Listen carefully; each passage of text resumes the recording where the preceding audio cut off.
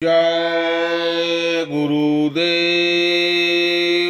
स्वामी जी महाराज ने सत्संग में सुनाते हुए कहा कि डम डम डम डम डम डम महादेव जी का डमरू बज गया। ताइवान में भूकंप से तबाही का यह मंजर, चौतरफा बर्बादी का नज़ारा ही नज़ारा नजर आया। जो भी अपराधी बन जाएगा, जो आदमी को जानवरों को मारेगा, उसका होगा खात्मा। बाबा जी का कहना साफ है, कुदरत नहीं करेगी माफ। ताइवान में महाप्रलय भूकंप ने मचाया तांडव, ढह गई गगनचुंबी इमारतें। बीते 25 सालों में आया ये सबसे जबरदस्त भूकंप बहुत घर को तबाह कर दिया।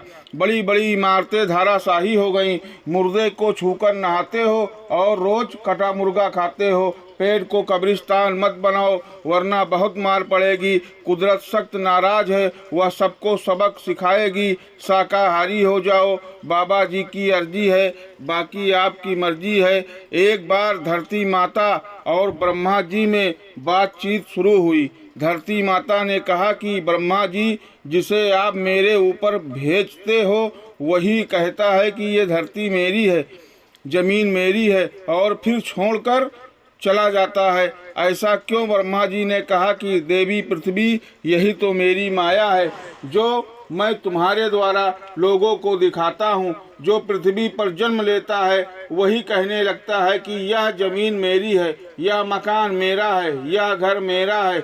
यही तो माया है जिसमें सब भूल जाते हैं, ना तो कोई तुम्हारा है ना ही तुम किसी के हो। इस कहानी को स्वामी जी महाराज ने सुनाते हुए कहा कि यह तो माया भी नहीं, यह तो माया की छाया है। कितने लोग आए, इसको मेरी मेरी कहते हुए छोड़कर चले गए। इस दुनिया को अपना न समझो, यह परिवर्तनशील है। ये दुनिया किसके काम आई? बड़े बड़े बादशाह और धनी मानी निराश होकर चले गए, उनको रोना पड़ा और यह कहा कि दुनिया किसी की नहीं। जीवन का पूरा समय हो जाने पर पश्चाताप करने से क्या फायदा? अभी जवानी के जोश में पश्चाताप कर लो, समय बीतता जा रहा है। दिल्ली से राजधानी हटकर 50 मील दूर चली जाएगी और महान आध्यात्मिक शक्तियों द्वारा उसका मुहूर्त होगा। परंतु जिस जगह पर वह होगी उस जमीन का संशोधन किया जाएगा, शुभ मुहूर्त में कार्य किया जाएगा और बच्चे इस काम को करेंगे। दिल्ली की भूमि पर जाकर किसी आदमी का दिल दिमाग ठीक नहीं रह सकता। जो सरकार राज भी करे और व्यापार भी करे, वह सरकार देश में गरीबी कभी भी दूर नहीं कर सकती। इन महलों में जहां विदेशियों ने शराब, मांस, अंडा एवं अनैतिक का बाजार गर्म किया, वहां बैठकर बनाया गया कोई भी संविधान भारत की जनता को सुखी नहीं कर सकता। झोपड़ी में बैठकर जो संविधान बनेगा उसी से जनता को आराम मिलेगा। भारत का संविधान हिंदी, फिर दूसरा संविधान संस्कृत में किसी धार्मिक स्थान पर बनेगा। वह संविधान इतना सरल होगा कि किसान भी उसे गीतों के रूप में गाते रहेंगे। जिधर से सूरज निकलता है और जिधर डूबता है उस पूरे हिस्से पर भारत का अखंड राज होगा। विश्व के लोग भारत द्वारा बनाए गए कानूनों को मानेंगे और स्वेच्छा से हिंदू धर्म को कबूल कर लेंगे। नेपाल, तिब्बत, लंका, बर्मा, पाकिस्तान, अरब देश टूटकर भारत में मिल जाएंगे और भारत विश्व का सबसे बड़ा राष्ट्र होगा। भारतवर्ष के नए नए संविधान का निर्माण होगा और यह जो संविधान है वह बदल जाएगा। भारतवर्ष सबका मुखिया होगा। एक समय आएगा जब सारे हिंदुस्तान में हिंदी बोली जाएगी, राजभाषा हिंदी और संस्कृत होगी। विदेशों से लोग भागकर भारत में आएंगे और इन भाषाओं को सीखेंगे। महापुरुषों के स्थानों की मिट्टी को लेकर माथे में लगाएंगे, फिर शांति मिलेगी। भारत की मिट्टी में तो वह भी चीज़ है जो विश्व भर में नहीं है। यह सदा से अध्यात्म का शिरोमार रहा है। भारत के कारण ही विश्व युद्ध विभिन्न युगों में हुआ और इस युग में भी होगा। दुनिया के सारे देश मिलकर भारत पर आक्रमण करें तो भी इसको पराधीन नहीं बना सकते। भविष्य में सभी संस्थाएं भारत में राजनीतिक समाप्त हो जाएंगी।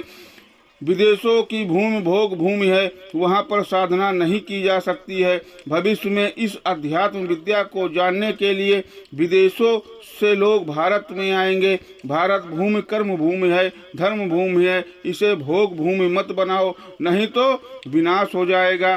भारत अध्यात्म का केंद्र है, इसे कोई छीन नहीं सकता है। विश्व को शांति इसी केंद्र से मिलती रही है और मिलेगी।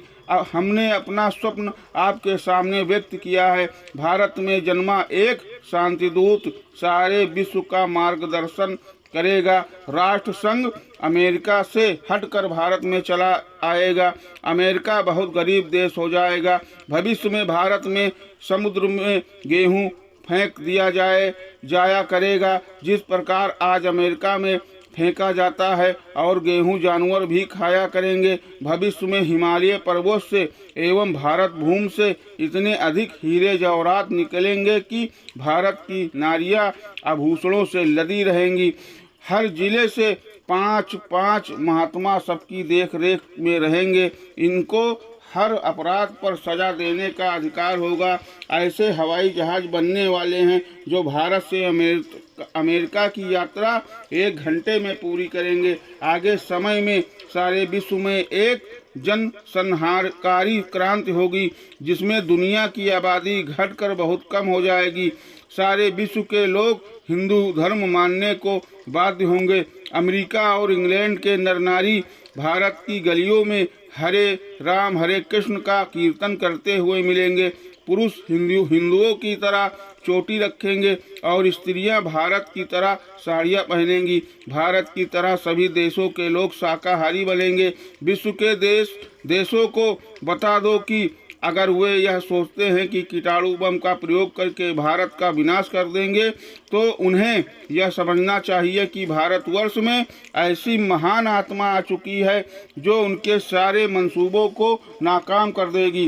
भारत में कीटाणु बमों के प्रयोग होने पर ऐसी हवा ऐसा तूफान आएगा कि सारे के सारे कीटाणु उन्हीं के पास चले जाएंगे और करोड़ों लोग मर जाएंगे। विश्व के संपूर्ण राष्ट्र अपने सभी अस्त्रों शस्त्रों के साथ मिलकर एक बारगी भारत पर आक्रमण करें तो भी जीत नहीं सकते।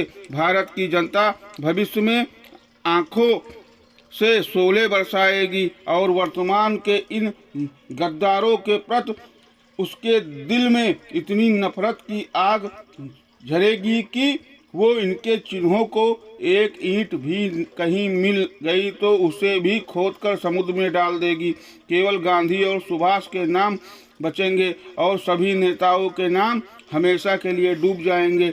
निकट भविष्य के संपूर्ण भारतवर्ष में एक आध्यात्मिक क्रांति होगी। कोई लड़ाई झगड़ा आंदोलन तोड़ फोड़ या खून खराबा नहीं होगा, बल्कि सद्भावों और प्रेम की क्रांति होगी। इसमें पढ़े लिखे अनपढ़ सभी लोग आ जाएंगे। दया प्रेम सेवा उदारता त्याग की भावना पैदा होगी। एक आदमी दुनिया में ऐसा पैदा हो गया है जो दुनिया के इतिहास को बदल देगा। वह दुनिया के लिए इतना अच्छा और इतना खराब साबित होगा कि अब तक के इतिहास को बदल देगा। जब वक्त आ जाएगा तब तुम्हें पता चलेगा यह मामूली बात नहीं है, बड़ी बात है। इस बड़ी बात को समय आने पर ही कहना चाहता हूँ। इतना ज़बरदस्त जागरण सत्संग द्वारा शुरू हो गया कि जो छोटा सा शरीर आपके सामने है सेवादार के रूप में, उसके दाएं बाएं आगे पीछे चारों तरफ कुछ ही समय में करोड़ों करोड़ों की भीड़ आपको देखने को मिलेगी। इस समय काल की प्रबल ढाल चल रही है। जो महात्माओं के निकट आते जा रहे हैं उन्हें उतनी दयाल धार भी काम कर रही है। जय गुरुदेव।